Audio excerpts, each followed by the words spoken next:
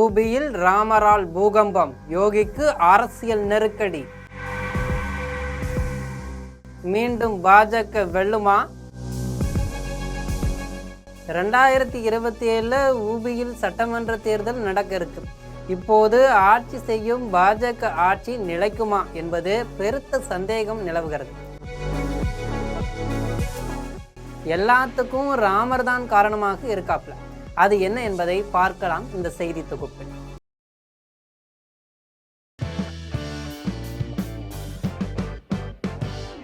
உத்தரப்பிரதேசம் அயோத்தியில் பிரம்மாண்டமாக கட்டப்பட்டுள்ள ஸ்ரீராம ஜென்ம பூமி தீர்த்த சேஸ்திரா கோவில் 2024 ஜனவரி 22 முறைப்படி திறக்கப்பட்டது. இக்கோவிலின் வரலாற்று சிறப்புமிக்க பிராண பிரதிஷ்டை மற்றும் திறப்பு விழாவை பிரதமர் மோடி தலைமை தாங்கி நடத்தி வைத்தாப்புல.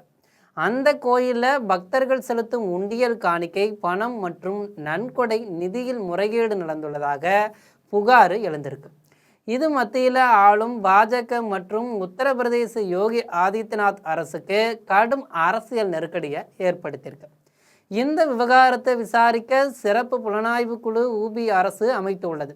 இந்த நிலையில் ஊபி முதல்வர் யோகி ஆதித்யநாத் மற்றும் கோவில் கட்டுமான குழு தலைவர் நிர்பேந்திர மிஸ்ரா ஆகியோர் பொதுவெளியில் வெளியிட்டுள்ள மாறுபட்ட கருத்து ஆளும் பாஜக கூட்டணிக்குள்ள இருக்கும் உட்கட்சி பூசலையும் நிர்வாக பிளவையும் வெளிச்சத்திற்கு கொண்டு வந்திருக்கு.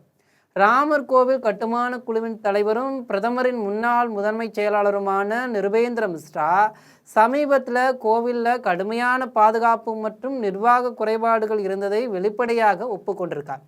இந்த கோவிலின் உண்டியல் பணம் என்னும் அறையில் சந்தேகத்திற்கிடமான நகர்வுகள் சிசிடிவி கேமராவில் பதிவாகி உள்ளதாகவும் பணம் என்னும் அறைக்கு வெளியே உள்ள கழிவறையில் அனாதையாக பணம் கண்டெடுக்கப்பட்டதாகவும் அவர் அதிர்ச்சி தகவலை வெளியிட்டிருக்காப்புல.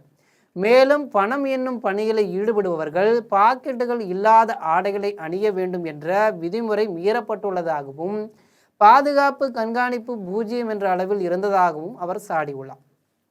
மறுபுறம் இந்த விவகாரம் குறித்து பேசிய ஊபி முதல்வர் யோகி ஆதித்யநாத் அயோத்தி ராம ஜென்ம பூமியின் புகழை கெடுப்பதற்காக திட்டமிட்டு நடத்தப்படும் சதி இது.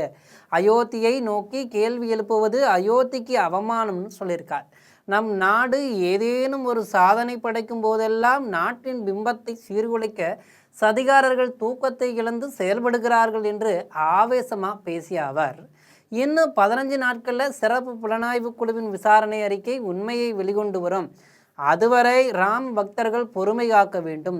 ஆதாரமற்ற வதந்திகளை பரப்புவர்கள் மீது கடுமையான நடவடிக்கை எடுக்கப்படும் எனவும் எச்சரிக்கை விடுத்திருக்கார்கள்.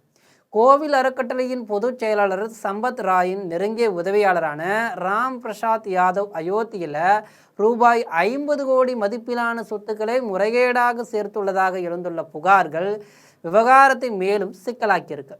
பணம் என்னும் பணிகளுக்கு தகுதியானவர்களை தேர்வு செய்யாமல் RSS என்ற ஒரே தகுதியின் அடிப்படையில் ஊழியர்களை நியமிக்கும் தற்போதைய நடைமுறை இனி வேலைக்கு ஆகாது என்று நிர்பேந்திர மிஸ்ரா கடுமையாக விமர்சித்திருக்கார்.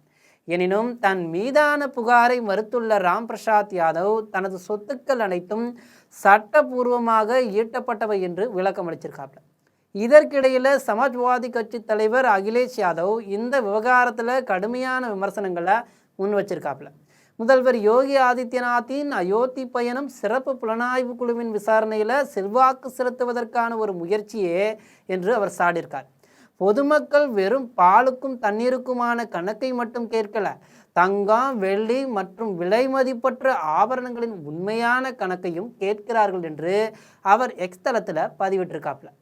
ஜூன் 13 அன்று அமைக்கப்பட்ட SED குழு இந்த நிதி மோசடி புகார்கள் குறித்த தனது இறுதி அறிக்கையை சமர்ப்பிக்க இன்னும் சில நாட்களே இருக்கக்கூடிய நிலையில் அயோத்தியில் அரசியல் பரபரப்பு உச்சகட்டத்தை எட்டியிருக்கு.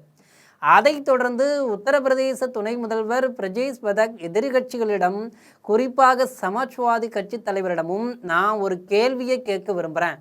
பாபர் மசூதியை கட்டுவதற்காக நிதி திரட்டப்பட்டதே, அந்த பணம் எங்கே போனது? அவர் அந்த விவகாரம் குறித்து ஒருபோதும் கேள்வி எழுப்ப மாட்டார். மாறாக சனாதன கலாச்சாரத்தை கேள்விக்குள்ளாக்குவதும் திருப்திப்படுத்துவதும் அரசியல் மற்றும் வாக்கு வங்கி அரசியலை செய்வதுமே அவரது வேலையாக இருக்குது. இதன் மூலம் தனது வாக்கு வங்கியை தக்க வைத்து கொள்ளலாம் என்று அவர் நினைக்கிறாப்புல என குறிப்பிட்டிருக்கார். இதற்கிடையில் அயோத்தியில் உள்ள ராமர் கோயில் நிதியில் முறைகேடு நடந்ததாக கூறப்படக்கூடிய விவகாரத்தில் எஃப்ஐஆர் பதிவு செய்யவும் நியாயமான மற்றும் கால வரையறுக்குட்பட்ட விசாரணையை மேற்கொள்ளவும் உத்தரவிட கோரி அஜய்குமார் ராய் மற்றும் தினேஷ்குமார் யாதவ் ஆகிய இரு வழக்கறிஞர்கள் உச்சநீதிமன்றத்தில் மனு தாக்கல் செய்திருக்கிறாங்க. பாஜக ராமரை வைத்து ஆட்சிக்கு வந்தது, அந்த ராமரே பாஜகவின் அழிவுக்கு காரணமாகிவிட்டார். இது போன்ற அரசியல் செய்திகளை உடனுக்குடன் தெரிந்து கொள்ள எப்போதும் ஜெம் தொலைக்காட்சியுடன் இணைப்பில் இருங்கள். நன்றி, வணக்கம்.